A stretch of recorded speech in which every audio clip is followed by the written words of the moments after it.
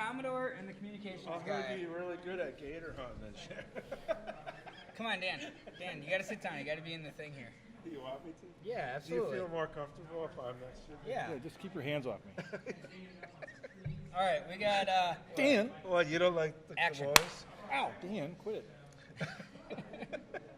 All right, I'll start us off here. Hello, everyone. We are here with Dave Helmick from Lake Eustis, Florida. Dave was the past Commodore of the MCSA and also Lake Eustis Sailing Club. Dave, welcome to your club. Thank you.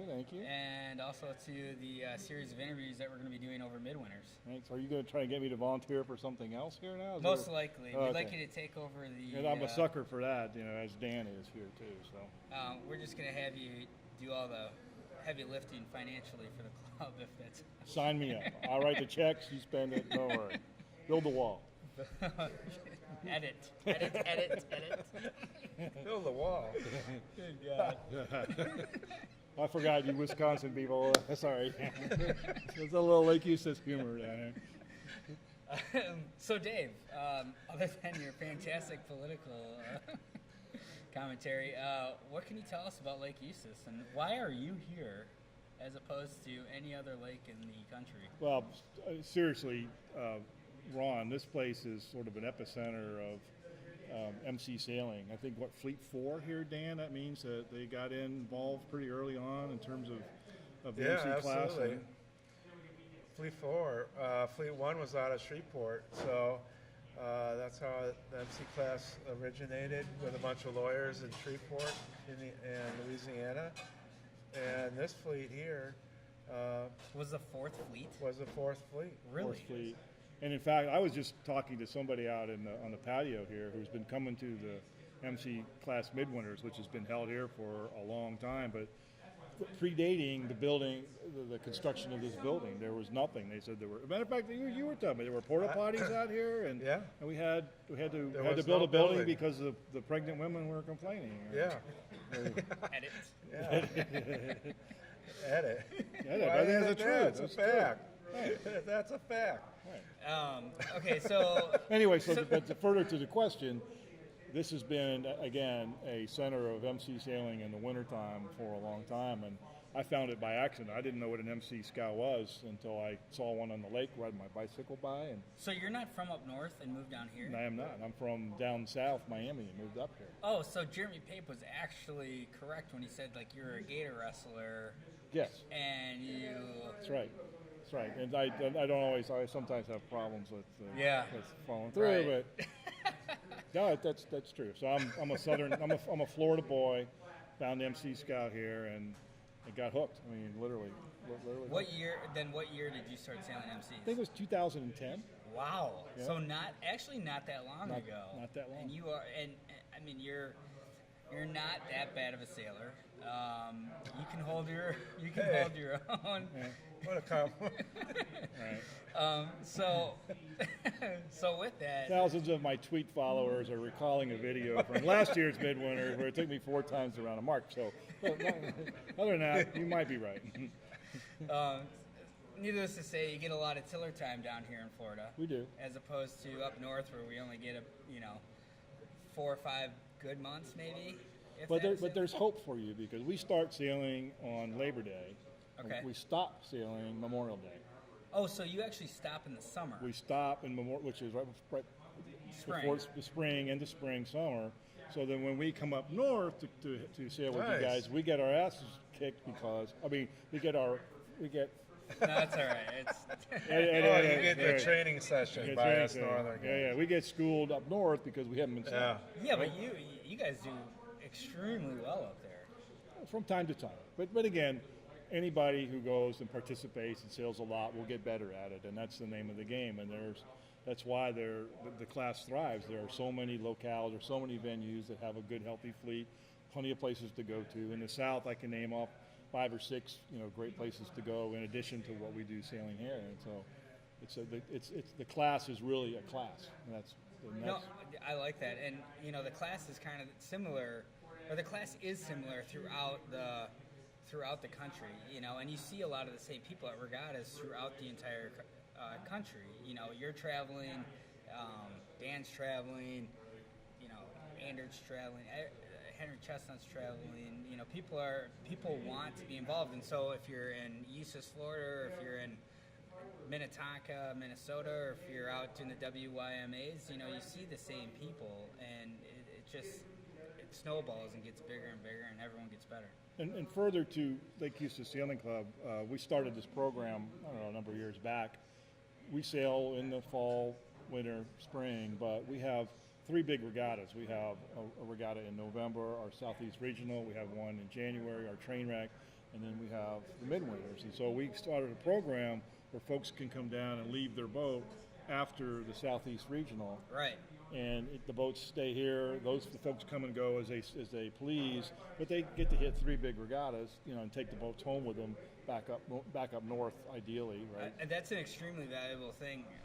I left my boat down here in November, and then we went, and then came back down here for these last few regattas, and it's just very nice to know that your boat is stored at a nice club. It's gated. People aren't going to mess with it. People are looking over the boatyard for the entire time, and you can fly back and forth, pick up your boat, sail. Sometimes you can sail in the club races if you want.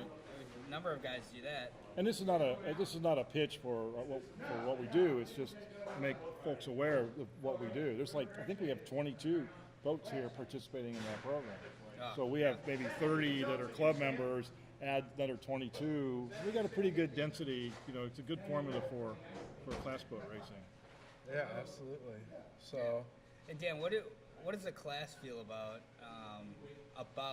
building up those southern fleets, and what are we looking to do, with southern sailing? Are we, trying to get to other regattas? Are we trying to promote other regattas? What do we? Well, what we want to do is get them to come here, because here is a world-class championship right here in their backyard at Lake Eustis. So this event right now, this week, is bringing in professional sailors in our class competing, and some of these guys are competing in Melgus 20s or 32s or 24s or in other world boats. So we have a large dynamic championship right here at Lake Eustis for everybody in the south that go and come down and attend, and we think that's very important for the region.